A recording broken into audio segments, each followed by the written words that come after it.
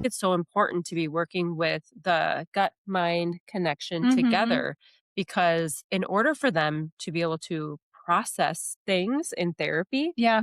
they need the brain power to do Oh, for that. sure. Welcome to the Wellness That Fits podcast, where we help busy moms eat well, restore energy, and clear brain fog without sacrificing family time or your sanity. I'm Cassie Groeschl, registered dietitian and mom of 3. I believe wellness should fit your real life, not the other way around. If you're tired of complicated wellness trends and want simple, sustainable strategies for meal prep, holistic nutrition, and time-saving routines, you're in the right place. Let's jump in. Welcome back to the Wellness That Fits podcast. If you've been following along, you might remember a couple episodes ago, we did part 1 of a series that I am doing with Tiffany Howard, mental health therapist. So Yes. welcome back, Tiffany. Thank you. So glad to have you here. Now, in that first episode, we talked about what high achieving, high performing women might be feeling because we don't always identify with burnout stress, but we do recognize some physical symptoms like brain fog, low energy, and also some mental health Mhm. symptoms like Anxiety. anxiety or overwhelm I mean, or what symptoms are there not? yeah, exactly. Uh, So, in this part of the series, we are going to talk about why nutrition and mental health exist in the same space and why we are working together to make sure that clients are taken care of and from a holistic standpoint. mhm. And so, Tiffany, let me ask a question. When you are working with clients and you've been working with them a while, months, Mhm. maybe a year or so, Yeah. what roadblocks do you see? And maybe let me frame it like this, like what physical roadblocks do you see Mm.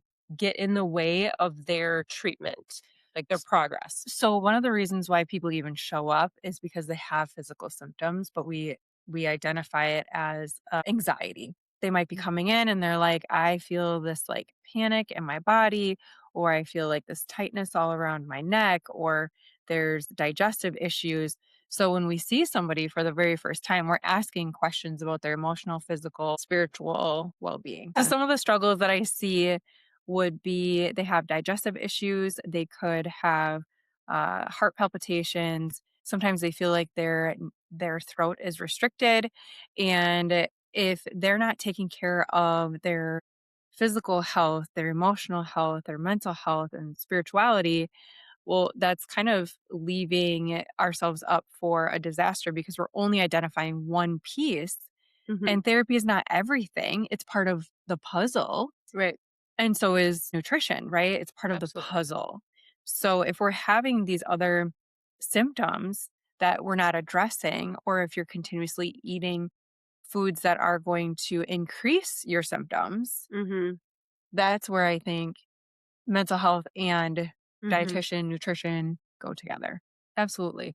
Yeah. Some of the digestive issues or brain fog or low energy, Hmm. those absolutely can be addressed with nutrition. So the physical symptoms that you talked about, Yeah. for example, a client, you're doing all the right things with them, but they're still experiencing some of these things. And you're saying, when you're not touching on the whole picture, Hmm. like we know holistic health is very important, but you could have those roadblocks to their improvement and Yeah. to their overall health.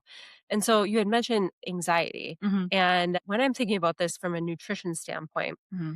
when a woman is maybe not eating or her meal times are off or she's living off of caffeine, right? And then Yeah. maybe she does eat lunch, but at that point, feeling super overwhelmed. And when your blood sugar is going from high to low or a complete crash to way high, maybe a processed carby lunch or something, Mm. those symptoms that are like low blood sugar are almost mimicking the signs of anxiety. And Yeah. so if you already have a client who has anxiety or overwhelm, not properly fueling the body Hmm. can exacerbate those symptoms and like how it feels in your body.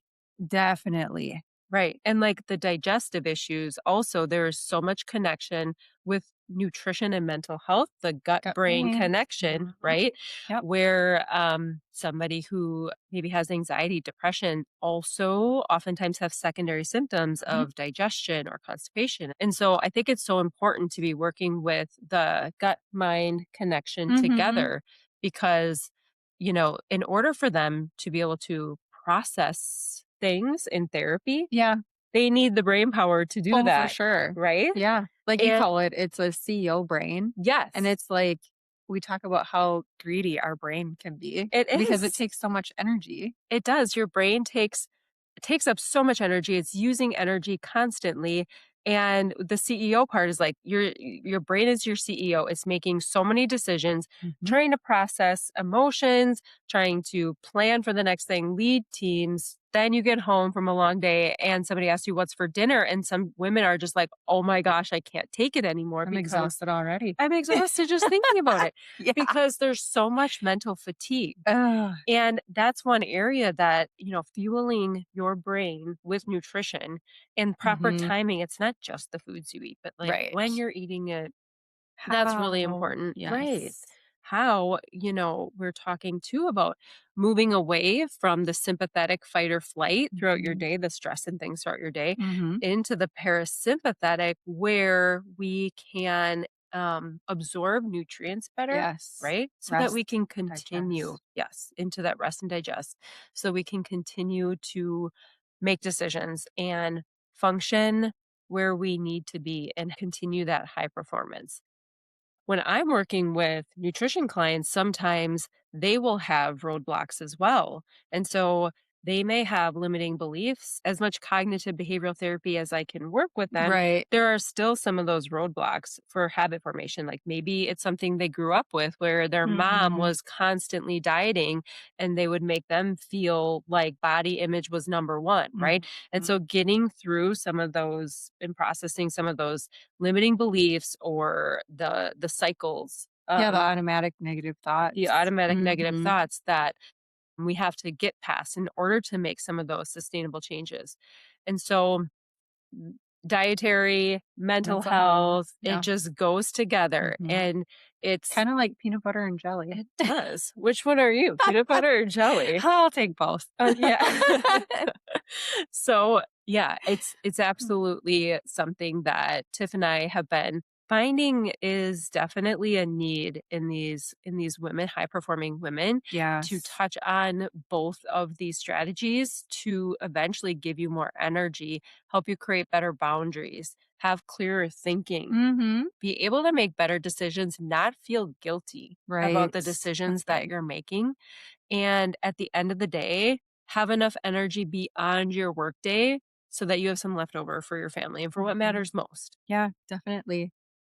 So that is what we love to talk about. Yes. And Tiffany, do you want to explain a little bit about the quiz? Yeah. So if you are sitting here thinking, gosh, that sounds like me, or I don't know, is that me? I would recommend that you go to infinitehealingcenter.org and you can click on regulate her, go to the quiz. It's going to share your results right away. It'll tell you, it's going to basically go through 5 different areas of your life. And you will be able to either solidify what you already know or confirm that you may be living in that survival mode, fight or flight, always being on versus regulating. So we invite you to take that quiz right after you listen to this episode. Yeah, and some women just know that they just feel off. They just don't feel like themselves. And so being able to name specifically what the struggle might be, I think the quiz is just really helpful for Hmm. that, for like Yeah, definitely. naming like what's going on in their lives. Yeah. So go ahead and take that quiz. We are excited for you and we want to see those results.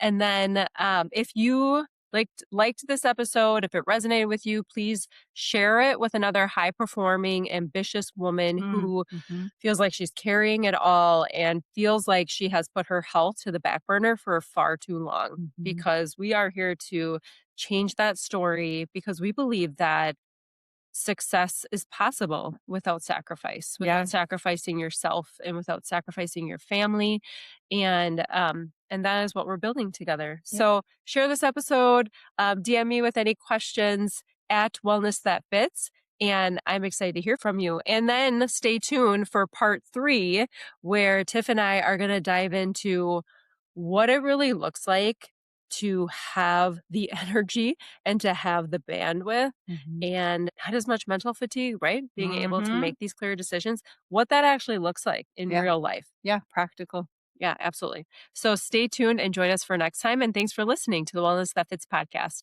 Thanks so much for tuning in to today's episode of the Wellness That Fits podcast. I hope you walk away with simple, doable steps you can put into practice right away. If you loved this episode, it would mean the world if you subscribed, left a review, or shared it with another busy mom who could use some encouragement. Until next time, friends, keep creating wellness that fits your life.